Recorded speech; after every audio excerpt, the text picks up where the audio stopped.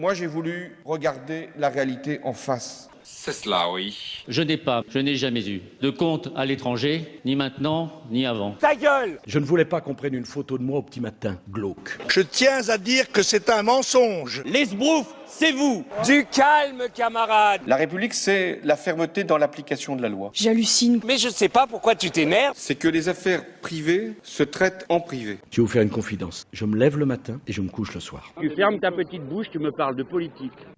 Bonsoir à tous et bienvenue dans ce nouveau numéro de l'Hebdo Politique. Cette semaine, c'est Bertrand Huon, maire de Magny-les-Hameaux, qui nous reçoit dans sa mairie.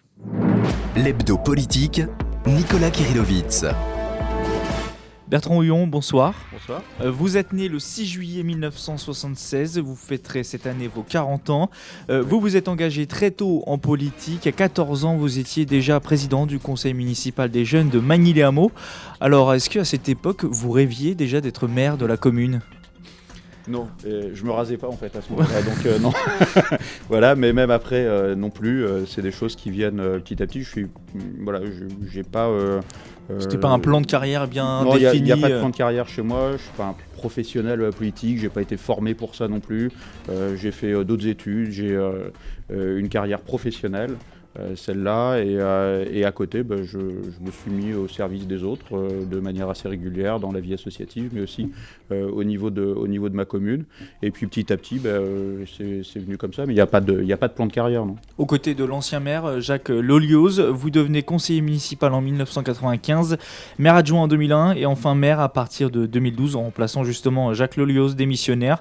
Vous serez réélu par les Magnicois en 2014 lors des municipales. Avec vous, nous évoquerons l'actualité de votre commune, mais également l'élargissement de 50 ans en Yvelines, la communauté d'Aglo qui est passée au 1er janvier de 7 à 12 communes. Quelles sont les conséquences de cet élargissement ? Réponse dans un instant. L'Hebdo Politique, le Money Time. On débute, Bertrand Huon, avec le Money Time, une série de questions-réponses rapides pour apprendre à mieux vous connaître et connaître votre point de vue sur l'actualité. Une première question plus ou moins décalée. Dans quelques jours débutera le Salon international de la BD à Angoulême. Quel est votre personnage de BD préféré, si vous en avez un ? Astérix. Astérix, pourquoi ? C'est votre enfance ? Ouais, j'ai été tout le temps bercé. J'ai acheté le dernier d'ailleurs qui est sorti. Vous voyez, voilà. Vous l'avez trouvé comment ? Un peu différent par rapport aux historiques en quelque sorte, mais beaucoup de renouvellement. Voilà, des petites, toujours cet humour sur notre société, sur les comportements, etc. Donc voilà. C'est une histoire de papyrus volé ou sur l'histoire d'un voilà, manuscrit. Internet rentre dedans, les réseaux sociaux, etc. C'est un Astérix de notre temps et ça détend beaucoup. Tunisie, Égypte, Libye, il y a 5 ans, le printemps arabe était synonyme d'espoir et de liberté. 5 ans justement après, quel regard portez-vous sur ces événements à titre personnel ? C'est difficile. Alors la Tunisie est sur un chemin de la démocratie. On voit toutes les fragilités de cette mise en place. Une démocratie ne se met pas en route en 3 jours. Hein. C'est long, c'est douloureux. La Libye est à feu et à sang. C'est une anarchie à l'intérieur de ce pays. L'Égypte est dans un contexte plutôt particulièrement compliqué politiquement, avec une armée toujours présente, une démocratie qui n'existe pas. Voilà, c'est j'espère l'apprentissage de la liberté pour beaucoup, la voie vers la liberté pour beaucoup. Maintenant, c'est un secteur du monde qui est particulièrement sensible, avec des armées terroristes qui sont dans ce secteur et qui font pression un peu partout. On l'a vu très récemment, même beaucoup plus au sud, vers le Burkina Faso. Voilà, on voit qu'au fur et à mesure qu'on les pourchasse dans le monde, ils essayent de trouver d'autres secteurs. C'est une guerre. Savez-vous dans quelle ville des Yvelines se déroulera le prologue du Paris-Nice au mois de mars ? C'est la première étape, non ? C'est tombé il n'y a pas très longtemps. Cette année, je sais pas du tout. C'est à Conflans-Sainte-Honorine et ça sera le 6 mars prochain précisément. Selon un sondage Odoxa, Alain Juppé et Emmanuel Macron sont les 2 personnalités politiques préférées des Français. Et vous, quelle est votre personnalité politique préférée actuellement ? Alors ça peut être parmi ces 2-là ou ça peut être quelqu'un d'autre. J'ai pas pour habitude d'être fan, voilà. Surtout Donc, pas en politique. Pour tout, voilà, c'est ma façon d'être. Je suis pas fan de quiconque et je regarderai tout ce que disent et tout ce qu'écrivent tous. Ce que je souhaite par contre, et je l'ai dit lors des vœux au début d'année, ce que je souhaite c'est qu'il y ait un vrai renouvellement et des vraies réponses aux attentes des Français, pouvoir se loger, pouvoir se nourrir, pouvoir avoir un travail, pouvoir avoir des loisirs, pouvoir couvrir sa santé. C'est des éléments qui sont pour moi fondamentaux, qui font partie de la dignité. Et il faudrait que l'ensemble de nos politiques, quels qu'ils soient, se recentrent sur ces fondamentaux, au lieu d'essayer de jouer des tactiques politiciennes en fonction des sondages pour éliminer l'un ou l'autre et passer devant. Seriez-vous favorable à une fusion du département des Yvelines et du département des Hauts-de-Seine ? C'est totalement sans intérêt, surtout quand on voit les discussions qu'il y a eu par rapport à l'ensemble des comités d'agglomération et l'ensemble des restructurations des comités d'agglomération, quand le président du conseil départemental refusait, notamment ici sur notre territoire, qu'il y ait une agglomération qui dépasse les frontières des Yvelines et qui aille vers l'Essonne. Voilà, le sujet n'est pas du tout là, le sujet est sur que fait le département dans ses domaines de compétences, principalement l'action sociale. Et aujourd'hui, ce que je vois, c'est que tous ces budgets sont en train d'être sacrifiés. Et vous m'apprenez que par contre, le départ du Paris-Nice aura toujours lieu dans les Yvelines. Voilà. En tout cas, c'est un projet qui se précise, la fusion entre les deux départements. Pierre Bédier pour les Yvelines et Patrick Devedjian pour les Hauts-de-Seine, ils travaillent sérieusement. Ils ont même fait leurs vœux en commun il y a quelques jours. L'exposition des dessins de Cabu qui devait avoir lieu au musée du Port-Royal des Champs, dans votre commune, a été annulée en raison du niveau d'alerte attentat. Personnellement, quel regard vous portez, vous, sur les caricaturistes ? Est-ce que parfois ils vont trop loin ? Vous choque-t-il ou pas du tout ? C'est la liberté d'expression. Cette liberté se fait dans le cadre des lois républicaines. C'est la justice, après, qui a capacité à trancher. Et on peut toujours être dérangé personnellement par tel ou tel. C'est pas le sujet. Ils ont cette liberté et qu'ils la prennent et qu'ils continuent de la prendre. Je suis particulièrement déçu qu'on puisse pas avoir cette exposition sur Cabu et la nature, qui est une exposition faite avec AgroParisTech et avec des originaux donc de Cabu, dessinateurs sur des arbres, sur des éléments de la flore. Et j'espère que nous pourrons la tenir d'ici la fin de l'année. C'est uniquement une question de sécurité, disons, de l'ensemble de ce musée qui a des besoins qui ne sont pas forcément couverts aujourd'hui et qui doivent l'être d'ici là. Dernière question de ce Money Time. Il y a 20 ans disparaissait François Mitterrand. Aujourd'hui, un Français sur deux pense qu'une personnalité comme celle de François Mitterrand ne manque pas vraiment à la France. Est-ce que vous estimez que dans la vie politique, ou en tout cas à gauche aujourd'hui, il manque une personnalité comme François Mitterrand ? Vous avez grandi politiquement avec lui ? Oui, j'ai été dans un rassemblement je ne savais pas. le jour de son décès. Je fais partie de la génération Mitterrand, voilà, tout simplement. C'est un homme qui avait une vision de la France, une grande culture de l'histoire de notre pays et je le crois profondément, des convictions. Aujourd'hui, je pense que ce qui manque à notre pays, c'est des gens de conviction et des gens qui se mettent au service du pays, au service de la République, sans forcément trop faire passer devant ces fameuses tactiques et puis cette professionnalisation qu'on connaît, où ce qu'on pense surtout, c'est faire sa carrière politique et c'est tout. L'hebdo politique, Nicolas Kirillovitz. Première partie de cet hebdo politique, on va parler de l'actualité de votre commune. Et évidemment, chaque année, au mois de janvier, c'est une tradition pour vous, les élus.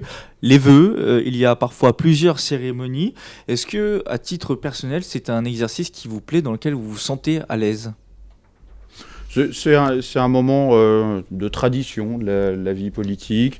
C'est un moment où on peut, avec l'ensemble des partenaires de la commune, faire le point sur l'année écoulée et dresser les perspectives de l'année qui vient, de passer aussi quelques messages, de rencontrer l'ensemble des partenaires, de les rassembler et de les faire se rencontrer aussi entre eux.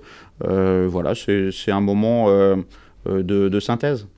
2015 a été forcément une année particulière pour la France avec les attentats. Comment justement, alors vous, en tant qu'élu local, vous avez vécu cette année? Est-ce que, forcément, vous avez des émotions comme tout le monde, est-ce qu'il faut les mettre plus de côté pour se montrer plus rassurant vers la population, vers les gens qui viennent vous voir et qui, eux, peuvent être inquiets? Comment on vit ça en tant qu'élu local? Avant d'être élu, on est habitant et on le vit comme tout habitant de notre République.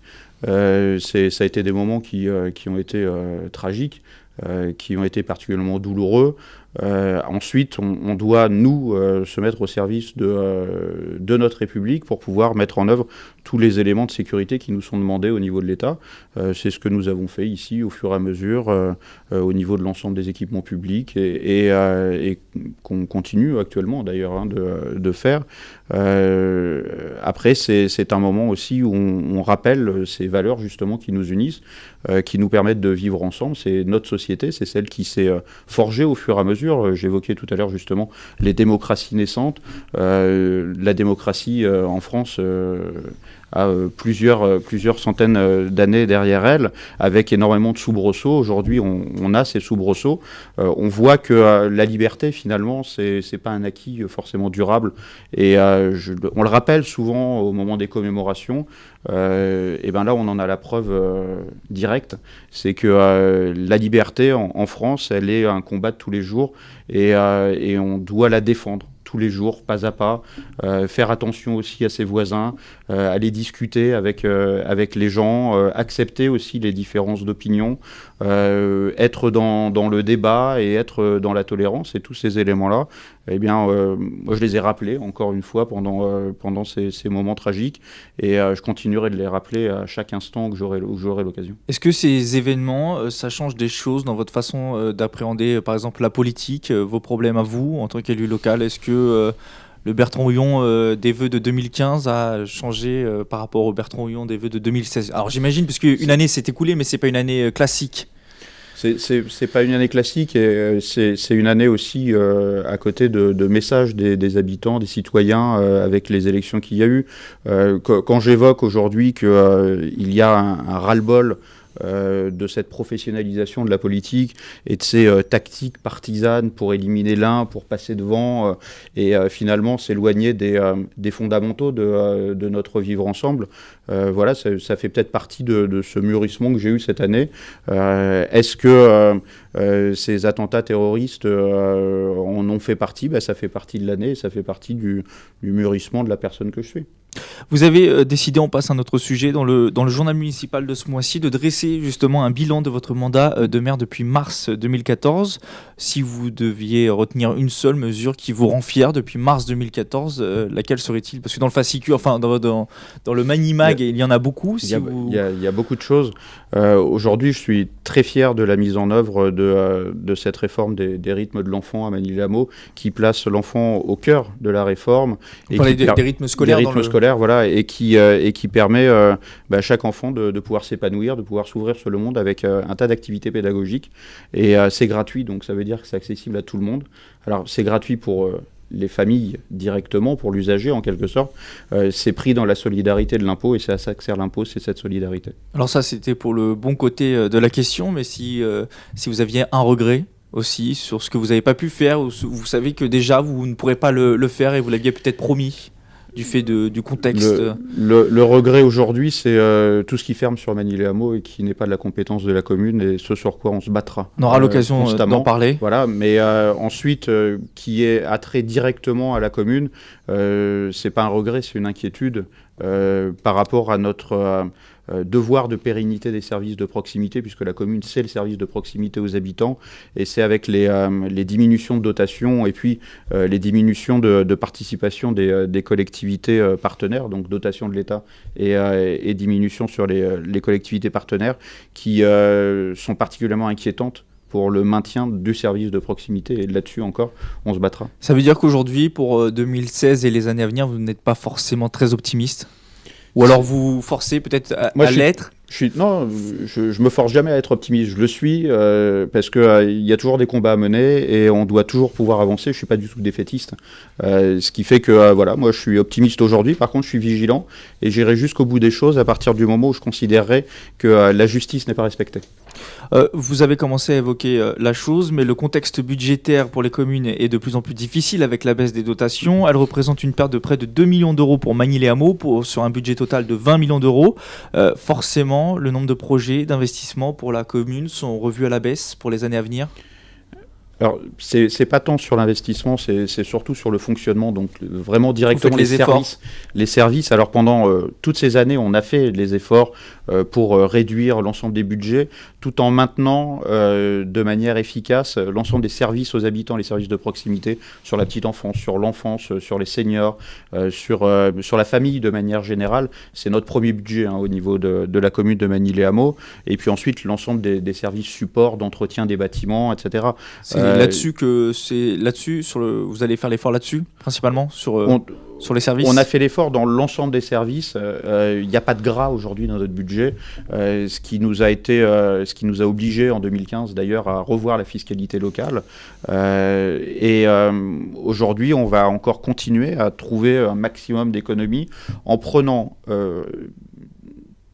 toutefois garde à ce que ça ne touche pas le service aux habitants. Voilà. C'est pour moi, vous avez déjà des pistes fondamental. Sur le budget 2016 Pas aujourd'hui. Non, pas aujourd'hui. On a des discussions. En avril. On le vote fin mars, oui. Fin mars. Comme vous chaque année. avancez dessus on avance dessus. Après, c'est compliqué. On sait que cette année, on a au moins 300 000 euros en moins déjà sur le budget 2016 par rapport au budget 2015. Donc, on est en train de travailler avec l'ensemble des services pour regarder chaque dépense, voir chaque économie possible, puis voir aussi du côté des recettes ce qu'il est possible encore de réussir à trouver, ce qu'il n'est plus possible de trouver en fonction justement de ces collectivités partenaires qui se désengagent. Voilà, il va falloir qu'on puisse voir tout ça. On en discutera aussi avec les habitants. On va multiplier l'ensemble de ces initiatives. Alors l'an passé, vous aviez dû augmenter les impôts locaux, plus 10% pour la taxe d'habitation, plus 13% pour la taxe foncière. Qu'en sera-t-il pour cette année ? Est-ce que vous pouvez promettre qu'il n'y aura pas d'augmentation ? J'ai jamais rien eu l'habitude de promettre. En tout cas, les engagements, quand on les prend, et c'était dans le cadre du projet municipal, on avait été très prudent par rapport à l'évolution de la fiscalité. Je le répète, pour moi, le budget communal, c'est la solidarité. C'est-à-dire que tout le monde met dans le pot commun et ensuite on redistribue avec une priorité donc sur la famille et les services à la famille pour la commune de Magny-les-Hameaux. On a d'autres éléments sur les investissements, on y reviendra peut-être, par rapport à la transformation de l'ensemble des bâtiments pour faire des économies d'énergie. Ça en fait partie aussi de ces économies, mais c'est des investissements, donc c'est un petit peu plus lourd et plus long à mettre en place, sur l'accessibilité des bâtiments également, etc. Mais tous ces éléments, nous, ce qu'on a voulu, c'est pouvoir les maintenir, et c'est ce qui nous a poussé à faire cette augmentation de fiscalité en 2015. Donc, s'il y a besoin de maintenir... En 2016, aujourd'hui, on n'a pas encore fait l'ensemble des arbitrages, donc on le verra, mais depuis 2009, on n'avait pas augmenté la fiscalité, on avait puisé uniquement sur des diminutions de dépenses, des augmentations aussi d'autres recettes qu'on avait réussi à obtenir. Aujourd'hui, en tout cas, ça serait faute de choix, en tout cas, si ça devait arriver. On essaye de le faire de manière la plus responsable possible. Vous savez, il ne faut pas qu'on oublie que des élus locaux, un maire, les conseillers municipaux, les adjoints, en premier lieu, c'est des habitants. Donc, quand on fait une augmentation d'impôts, l'augmentation d'impôts, on l'a tous. Voilà. Donc, on le fait en responsabilité, comme quand on a une famille et qu'on a des difficultés sur le budget, on le fait. On part du principe que la solidarité est la première des choses, des objectifs sur un budget communal. Ça a été le projet municipal qui a été présenté aux habitants. Moi, c'est cette ligne directrice que j'ai. Après, les choses qu'on n'arrive pas à faire ou qu'on a des difficultés à mettre en place ou qu'on ne fera pas parce que justement on n'en a pas les moyens, tout ça, je l'expliquerai. Et notamment, c'est l'objectif de ce bilan. Qui se veut un compte-rendu annuel. Vous le ferez tous les ans maintenant. Et c'était dans le projet municipal, donc ça sera tous les ans. Parlons des actualités les plus récentes de votre ville, à commencer par la Maison de l'Environnement, des Sciences et du Développement Durable. C'est un équipement de la Casquie basé sur votre commune. Il va fermer selon des informations de presse. Alors est-ce que vous avez, la confirmation que ça va fermer ? Alors j'avais eu une annonce, c'était en avril 2015. sur la volonté de la fermeture de la maison de l'environnement. Depuis, j'ai découvert sur le site internet de la communauté d'agglomération que ça s'appelle, j'ai plus le nom, l'atelier des sciences. Voilà. Je savais pas. C'est sur ma commune, mais je suis heureux de l'apprendre. C'est dans la liste des équipements de la communauté d'agglo. Vous avez l'atelier des sciences à Magny-les-Hameaux ouvert depuis 2010. Voilà, je savais pas. Pour moi, c'est toujours la maison de l'environnement, des sciences et du développement durable. J'ai remarqué aussi que le bâtiment a été déménagé. En tout cas, les éléments à l'intérieur ont été déménagés. Nous, on a une convention qui court jusqu'à la fin de l'année scolaire, donc en juin 2016, pour l'usage de ce bâtiment pour un certain nombre de spectacles et d'activités communales. Donc une concertation en tout cas avec vous sur aujourd'hui, ce dossier. J'ai rien d'autre en fait, voilà. Vous ne savez pas plus que nous finalement. Ben non. Autre fermeture évoquée. Est-ce que vous allez aborder le sujet alors du coup avec peut-être le président de l'agglomération, Michel Laugier Oui, ça serait bien qu'ils abordent les sujets qui intéressent directement la commune de Magny-les-Hameaux. Plusieurs fois, dans le cadre des réunions qu'on avait à la communauté d'agglomération, j'ai interpellé sur cette maison de l'environnement. Les habitants ici se sont mobilisés. Beaucoup. Je sais que certains ont amené une pétition avec plusieurs centaines de signatures au président de l'agglomération. Il n'y a jamais eu aucune réponse. Autre fermeture évoquée, celle de Gérondicap. C'est un pôle médico-social basé depuis 2009 lui aussi sur votre commune, mais sur des terrains de la Casquie. Il manque de l'argent pour continuer à faire vivre la structure avec un loyer assez important. Aujourd'hui, on parle d'un déficit de 40 000 euros. Là aussi, est-ce que vous savez quel est l'avenir de Gérondicap ? Est-ce que vous savez si ça va pouvoir continuer, l'aventure va pouvoir continuer, puisqu'on parle d'une fermeture éventuelle au mois de juin ? Il y a un désengagement financier de certains partenaires. Je serai du côté de tous ceux qui agiront pour le maintien de ce service. C'est un lieu qui a été novateur dans le secteur. Oui, qui est reconnu pour ça d'ailleurs. Qui est reconnu pour l'accompagnement des personnes voilà, pour l'accompagnement des personnes vieillissantes et en perte d'autonomie, pour des personnes aussi en situation de handicap, par rapport à l'accueil de jour sur les maladies d'Alzheimer. Voilà, ça a été totalement novateur. C'est un besoin énorme qu'on a aussi sur l'ensemble de l'agglomération de Saint-Quentin-en-Yvelines avec le vieillissement de la population. C'est un lieu qui doit pouvoir être maintenu, qui doit peut-être pouvoir être transformé dans les modes de fonctionnement. Là-dessus, voilà, il faut pouvoir toujours innover de toute façon et trouver toutes les solutions pour permettre la pérennité du service de proximité, notamment autour des pertes d'autonomie, de la maladie d'Alzheimer et du handicap. C'est essentiel aujourd'hui. Aujourd'hui, la ville de Magny-les-Hameaux, est-ce est un partenaire financier de Gérondicap ou pas ? C'est sur la commune de Magny-les-Hameaux, dans les compétences d'une commune, quelle qu'elle soit, ça n'en fait pas partie. Après, il y a d'autres collectivités, la collectivité donc Saint-Quentin-en-Yvelines, l'intercommunalité qui a la santé dans ses compétences, le département. Vous n'avez pas possibilité qui en fait partie d'amener de l'argent par exemple à Gérondicap ? Pourquoi on parle d'un déficit de 40 000 euros. Oui, mais pourquoi plus une commune qu'une autre aujourd'hui ? On a mutualisé tout ça au sein de Saint-Quentin-en-Yvelines. Donc c'est Saint-Quentin-en-Yvelines et l'ensemble des partenaires qui ont eu tendance à se désengager ces derniers temps, qui doivent être moteurs dans ce cadre-là. Je le répète, c'est un lieu qui a été novateur, qui l'est encore, qui doit être utilisé à plein, qui n'est pas aujourd'hui utilisé à plein par tout le monde. En tout cas, vous souhaitez le conserver, vous ? Oui, mais comme n'importe quel habitant, de toute façon. Vous savez, dans toutes les familles, on a été touché par des gens qui ont eu notamment la maladie d'Alzheimer.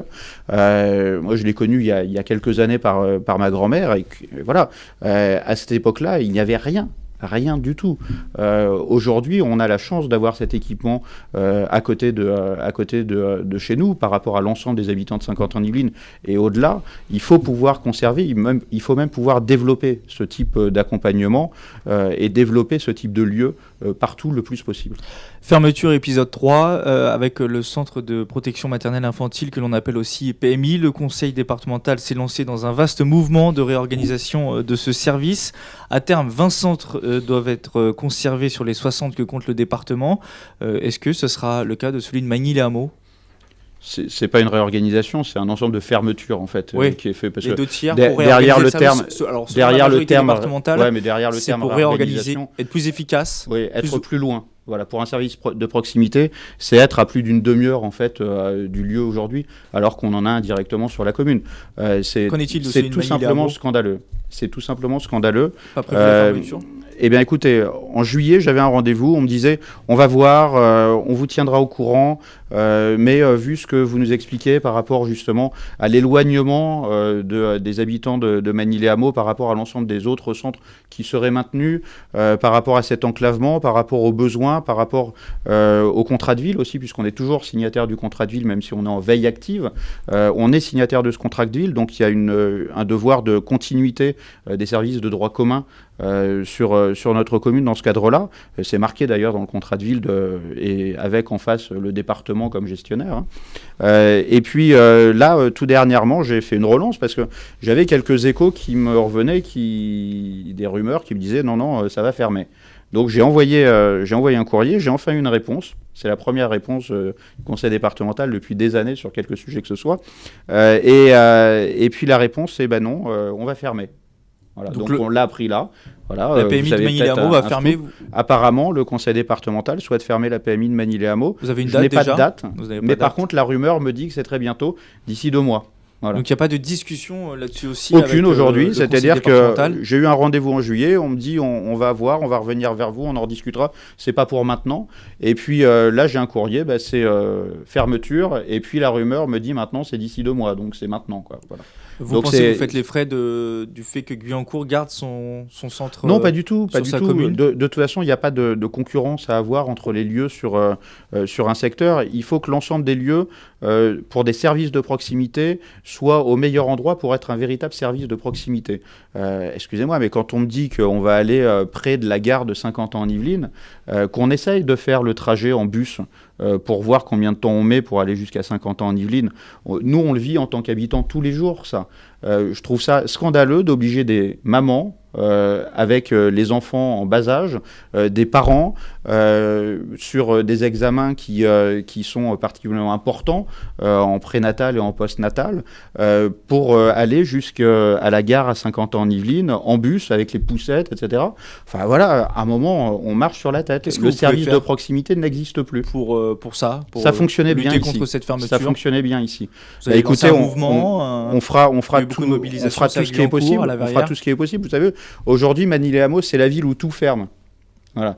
La ville où la Maison de l'Environnement, des Sciences et du Développement Durable ferme, la ville où la PMI va fermer, la ville où la prévention spécialisée sur la sellette, et j'ose espérer encore, vous voyez, comme quoi je suis toujours optimiste, que ça ne fermera pas, parce qu'ils auront enfin compris au niveau du département qu'il y a un réel intérêt à avoir un travail de proximité pour l'accompagnement des familles et l'accompagnement des jeunes qui sont en difficulté. La médiathèque, aujourd'hui, il y a un certain déplacement, c'est comme si elle fermait pour la moitié de la commune. Voilà, aujourd'hui, on est dans ce contexte-là, et tout ça se passe à Magny-les-Hameaux, alors qu'au contraire, on devrait pouvoir travailler sur une multipolarité au niveau de notre agglomération de Saint-Quentin-en-Yvelines, en maintenant justement ces différents pôles de services directement de proximité. On n'est pas ici avec un transport en commun qui va nous permettre en un quart d'heure d'être à la ville-centre avec des bus toutes les 5 minutes. Ça n'existe pas et l'agglomération n'a toujours pas proposé ça d'ailleurs. Bertrand Houillon, je vous propose de faire une pause musicale et on se retrouve dans quelques instants. On parlera de l'agglomération de Saint-Quentin-en-Yvelines. L'hebdo politique sur Sensation. De retour dans l'hebdo politique en compagnie de Bertrand Houillon, le maire PS de Magny-les-Hameaux. On va parler maintenant de Saint-Quentin-en-Yvelines qui s'est élargi le 1er janvier, passant de 7 à 12 communes, de 144 000 habitants à peu près 225 000 habitants. Un plus grand territoire donc, mais qui reste finalement raisonnable en termes de taille comparé à d'autres agglomérations de la région parisienne. Et pourtant, les élus de gauche dont vous faites partie sont très inquiets. Vous avez le sentiment en quelque sorte d'être exclus de ce nouvel ensemble. Pourquoi ? C'est pas qu'un sentiment et on n'ira pas faire de la politique partisane là-dessus. C'est des communes, c'est des habitants qui sont exclus, tout simplement parce que une agglomération, une intercommunalité, la coopération intercommunale est issue pour ses représentants des élections qui ont eu lieu en 2014. À partir de ce moment-là, il y a un certain nombre d'équilibres à l'intérieur du conseil communautaire qui doivent pouvoir être respectés. ces équilibres par... En termes d'élus. En termes de nombre d'élus, d'abord, et ces équilibres par un micmac, parce que voilà, c'est un micmac qui a été fait en servant de la loi au niveau de la majorité de l'agglomération. Le président s'est servi de la loi pour pouvoir changer en fait cet équilibre qui était sorti des urnes. Moi, je considère que c'est une injustice totale. Par rapport à la démocratie, c'est une atteinte pour moi, à la démocratie, et en tout cas au respect des électeurs, c'est-à-dire des citoyens, des habitants directement. Alors, dans la nouvelle je me suis exprimé là-dessus, je l'ai dit à plusieurs reprises, je l'ai dit de manière très directe, parce que de toute façon, on va pas... enfin, on appelle un chat, et puis quand on n'est pas content, on le dit, tout simplement. Et puis, suite à ça, parce que j'ai pas été tout seul à le dire non plus, les maires de Guyancourt, de Trappes, de La Verrière se sont exprimés également sur le sujet. Nous n'avons pas été écoutés là-dessus. Nous avions fait des propositions, puisque au départ, on nous avait parlé d'une erreur de calcul qui avait été faite. Donc d'une erreur de calcul, finalement, c'était un vrai micmac partisan qui a été fait. Donc on s'est élevé contre ça. Et puis du coup, le retour de boomerang, c'est dégagé, il n'y a plus rien à voir. Alors aujourd'hui, que tout soit clair, il y a 75 élus au sein du nouvel ensemble. Aujourd'hui, on a 75. Au sein du nouvel ensemble. La gauche, on a 25. Plus 1 avec Luc Miseret de Trappes, ça fait 26. 49 la droite. Quel est le problème aujourd'hui ? Non, c'est pas les bons chiffres. Non. Vous n'avez pas le tiers de parce qu'en fait, pas le tiers. Il faut avoir le tiers pour pouvoir bloquer certaines décisions. C'est ça le nerf de la guerre, on va dire. Dans une coopération intercommunale, il y a des choix fondamentaux sur le fonctionnement de l'intercommunalité qui peuvent être faits à la fameuse majorité des 2 tiers. Des 2 tiers. Et ne pas avoir la majorité des 2 tiers, c'était le cas justement sorti des urnes, donc la base, c'est être obligé de discuter avec toutes les communes, quelles qu'elles soient. Et d'exécuter avec toutes les communes pour travailler justement sur l'intérêt communautaire, notamment quels sont les bâtiments qui sont gérés directement par l'agglomération, mutualisés au niveau de l'agglomération, quels sont ceux qui ne le sont pas, pour travailler sur l'ensemble du territoire, pour travailler sur l'ensemble des services qui sont pris en charge par l'agglomération pour l'ensemble du territoire. C'est aussi travailler sur la répartition financière pour l'ensemble du territoire. Une commune comme Manille-les-Hameaux met dans le pot commun de l'agglomération un certain nombre de finances, comme les 3 autres communes que j'ai citées, et sont en droit de recevoir aussi une partie de cette mutualisation. Aujourd'hui, combien d'élus au sein de l'opposition ? De la minorité 25. Aujourd'hui, on en a 24 aujourd'hui. Vous n'avez pas 25, donc vous n'avez pas le tiers de blocage. C'est en gros, concrètement, aujourd'hui, la majorité peut faire ce qu'elle veut. En gros, aujourd'hui, il y a 73 000 habitants qui sont exclus de ces décisions qui sont fondamentales dans une coopération intercommunale. J'insiste sur ce mot parce que c'est pas une commune, c'est pas une ville. C'est pas gauche-droite, c'est pas gauche-droite, c'est une coopération entre des villes qui se sont mises ensemble de manière volontaire. Qu'elle soit de droite ou de gauche. Pour travailler ensemble sur un projet de territoire et des services, donc projet de territoire, des aménagements mis en commun et des services de proximité à l'ensemble des habitants. Donc c'est un établissement public de coopération intercommunale. Donc on a voulu clairement vous écarter. On doit travailler tous ensemble. On a voulu vous écarter clairement de l'avenir de 50 ans d'Yvelines. Là, on a 4 communes qui sont totalement exclues en fait du fonctionnement de cette agglomération, des décisions qui doivent pouvoir être travaillées, de notre participation même, ce qui se faisait auparavant en plus. Il y a quand même un conseil des maires dans lequel vous siégez. Il y a des. Ouais, un conseil des maires pour avoir l'information. C'est pas là où sont décidées les grandes orientations politiques. Un conseil des maires, on vous passe un PowerPoint. Le dernier conseil des maires auquel j'ai pu assister, il y a eu une pré-réunion. On devait travailler sur un sujet qui était d'ailleurs les piscines, vous voyez, pour la nouvelle intercommunalité. On devait travailler là-dessus. Et puis finalement, il y a eu une réunion qui s'est passée avant. On a commencé une demi-heure en retard la réunion du Conseil des maires. Et puis finalement, le sujet n'était plus à l'ordre du jour. Voilà. Donc aujourd'hui, c'est comme ça que ça s'est passé avant le 31 décembre. Et aujourd'hui, pour le coup, comme on a osé dire quelque chose et dire que pour nous, il y a une injustice, on est là pour le coup totalement exclu. C'est des représailles en quelque sorte. Alors moi, passé justement, c'est ce que j'allais vous demander. Est-ce que vous estimez que la gauche et les 40 ans j'étais pas au XXe siècle. D'accord, mais est-ce que Voilà. À l'agglo, j'y étais pas au XXe est-ce que siècle. les 40 ans qui ont précédé cette nouvelle majorité, qui a toujours été à gauche, est-ce qu'il y a peut-être Est-ce que je sais il y a eu des erreurs dans le passé de la gauche qui font Est-ce que qu'aujourd'hui je il y a sais un sentiment Ça fait- peut-être de revanche Est-ce que je sais, qui s'installe par l'histoire, ce travail d'intercommunalité, de coopération intercommunale existe depuis plus longtemps que 2014. Voilà. Ça veut dire que ce partage des responsabilités au sein de l'intercommunalité n'était pas un fait nouveau de 2014 à 2015 inclus. C'est-à-dire que ce n'était pas un fait pour moins de 2 ans. Ça existait déjà largement avant. Moi, quand j'y étais avant 2014, puisque j'ai eu la chance de représenter ma commune avant 2014 dans l'intercommunalité, ça existait. Il y avait des vice-présidences de des droite. responsabilités. Il y avait des vice-présidences et Aujourd'hui, il y en a plus, un travail de l'ensemble des communes au sein du bureau communautaire avec des délégations, avec une vraie participation. Aujourd'hui, on est face à des représailles qui sont pour moi partisanes et je continue d'appeler les élus qui en sont responsables à la raison pour qu'on revienne à une vraie intercommunalité, une vraie coopération entre nos On pourrait communes. faire machine arrière selon vous aujourd'hui? On peut faire machine arrière, Ben, on c'est peut possible? toujours, vous savez, déjà de base, s'il y avait eu une erreur technique, on pouvait faire machine arrière. Voilà. S'il y a aujourd'hui des Une volonté. difficultés de discussion, il faut qu'on discute, tout simplement. J'ai demandé plusieurs fois à ce qu'on ait une réunion à 12 pour avoir des discussions sur l'administration de l'ensemble de notre agglomération. On a fait à plusieurs reprises des propositions pour qu'on ait une charte de la bonne administration de notre intercommunalité. Aujourd'hui, c'est resté lettre morte jusqu'à maintenant.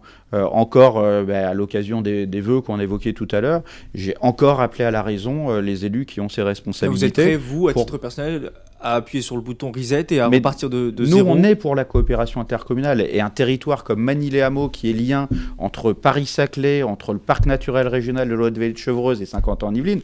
Si nous, on n'était pas partisans d'un travail entre les communes intercommunales, alors dans ce cas-là, personne ne ferait l'intercommunalité. Aujourd'hui, il y a le président Michel Longier, 11 vice-présidents, aucun de gauche. Est-ce qu'il y a 11 vice-présidents de communes, c'est-à-dire de 8 communes sur les 12. Voilà. C'est 11 vice-présidents, 11 vice-présidents qui représentent 8 communes. Et donc, il y a 4 communes qui ne travaillent pas, qui ne peuvent pas travailler en responsabilité au niveau de l'intercommunalité, qui en sont exclus. Quel geste politique pourrait permettre d'apaiser un peu les tensions entre vous et la majorité? Qu'on revienne sur un travail serein, qu'on arrête pour certains de ressasser le passé d'il y a apparemment 40 ans. Aujourd'hui, pour un territoire qui se veut être un territoire, une terre d'innovation durable, il y a le mot innovation. L'innovation, c'est demain. Et donc, c'est demain qu'on doit construire. Et c'est pas ressasser la construction de la ville nouvelle dans les années 70 ou 80. On n'en est plus là aujourd'hui. Ce qu'on doit faire, c'est le territoire de demain, les aménagements de demain, les services de proximité de demain, en ayant à cœur les habitants en premier lieu et pas des tactiques politiciennes, partisanes, qui essaieraient d'écraser l'un plus que l'autre parce qu'on n'est pas forcément amis politiques. C'est pas ça, c'est pas pour ça que les habitants ont choisi l'ensemble des élus qui sont présents dans le conseil communautaire, qui ont tous leur légitimité, quels qu'ils soient et de quelques communes qu'ils viennent. Et aujourd'hui, les habitants attendent une chose, c'est que les personnes qu'ils ont élues travaillent pour le bien de l'ensemble des habitants. Et c'est à ça que j'appelle aujourd'hui. Alors en tout cas, cette nouvelle agglomération... Et je reste toujours optimiste. Vous restez optimiste. En tout cas, l'agglomération est en marche, malgré les polémiques. Depuis le 1er janvier... C'est pas des polémiques, attention, c'est pas des polémiques. Malgré les tensions entre l'opposition et la majorité, depuis le 1er janvier, les changements ne sont pas forcément visibles pour les habitants. La seule nouvelle compétence intercommunale, c'est les ordures ménagères. Pour le moment, elles sont ramassées, traitées et valorisées par l'agglomération. Concrètement, pour une ville comme Magny, ça change quoi pour les habitants? C'est des jours de ramassage différents des ordures? Non, il y a aujourd'hui une continuité dans les contrats. Donc la continuité dans les contrats, ça ne change rien. Il n'y a rien de visible pour les habitants. À Manille-les-Hameaux, il y a une particularité, c'est la déchetterie qui était gérée en régie, donc directement par un service municipal avec des agents qui sont du personnel communal, qui étaient du personnel communal et qui ont été transférés à l'agglomération. Avec là-dessus, forcément, de ma part, une vigilance double, qui est une vigilance d'abord par rapport à une continuité de qualité de service, par rapport aux horaires d'ouverture, aux journées d'ouverture, aux remplacements qui peuvent être effectués, et puis une autre vigilance aussi, qui est par rapport à du personnel avec lequel j'ai eu à travailler pendant des années, que je connais particulièrement bien, et qui est particulièrement compétent, qui connaît son métier, une vigilance pour que leur prise en compte dans les effectifs de la communauté d'agglomération se passe pour le mieux et que leur sécurité soit toujours la priorité de leur nouvelle collectivité, ce dont je ne doute pas. Les autres compétences facultatives et optionnelles doivent être fixées. Vous êtes-vous favorable à une agglomération forte avec un transfert des compétences important ? Ou alors aujourd'hui, du fait aussi de ce problème de gouvernance, on a une habitude, 50 ans en Yvelines, à un fort taux de mutualisation de services. Et c'est un exemple. C'est une agglomération bien intégrée. Voilà, c'est une agglomération qui est déjà bien intégrée. C'est toute l'histoire de ces 40 années. Parce que quand certains ressassent le passé, d'autres, et j'ai bien écouté ce qu'a dit notre collègue Joséphine Colsman-Berger, la maire de Plaisir, première vice-présidente, dans son discours d'introduction du conseil d'installation de l'agglomération, quand elle expliquait qu'il y a une vraie réussite économique à 50 ans en Yvelines, qui est des 40 années de travail qu'il y a eu, et une vraie intégration de services, qui est aussi un exemple. Donc tout ça, c'est le fruit justement d'un travail en collaboration entre toutes nos communes, que chacun a mis au pot commun, financièrement et humainement, avec les élus et avec les employés municipaux qui travaillent tous, nos agents communaux travaillent tous avec les services de l'agglomération, qui font un travail eux aussi extraordinaire. Donc tout ça, c'est l'histoire de nos 40 années. Aujourd'hui, on a d'autres compétences qui entrent, comme donc la gestion des déchets et le ramassage. D'autres secteurs, peut-être, pourquoi pas, dans des mutualisations. Que vous absolument garder, par exemple, et ne pas transférer à l'intercommunalité, qui pourrait vous inquiéter du fait de la spécificité de Magny-les-Hameaux ? Je suis très attaché à la multipolarité au service de proximité directement, et vous le comprenez tout de suite, dans une commune comme Magny-les-Hameaux, par rapport à notre éloignement sur le centre direct de 50 ans en Yvelines, forcément il faut que cette on est comme un milieu rural ici à Magny-les-Hameaux, donc il faut que cette multipolarité puisse exister pour faciliter la vie des habitants. Donc là-dessus, j'y serai toujours particulièrement attentif. Après, on peut discuter une mutualisation ne veut pas dire qu'il y a une disparition du service de proximité. Aujourd'hui, les médiathèques fonctionnent en service de proximité pour l'instant. Donc là-dessus, c'est un exemple même. On pourrait très bien avoir cet exemple sur l'entretien, avec des personnels qui pourraient être directement sur les communes pour un travail en proximité. Il y a des choses qui sont faisables là-dessus. Ouvert à la discussion, mais vigilant. Vigilant pour que toujours il y ait l'habitant au cœur des préoccupations de l'ensemble des élus. L'hebdo politique, Nicolas Kirillovitz. C'est la fin de cet hebdo politique. Merci Bertrand Houillon d'avoir répondu à nos questions. Vous pouvez retrouver cette émission en podcast audio et vidéo sur radiosensation.fr. Dimanche prochain, nous recevrons le maire Les Républicains de Maurepas, Grégory Garestier. D'ici là, bonne semaine à tous à l'écoute de Sensation Yvelines. L'hebdo politique sur Sensation.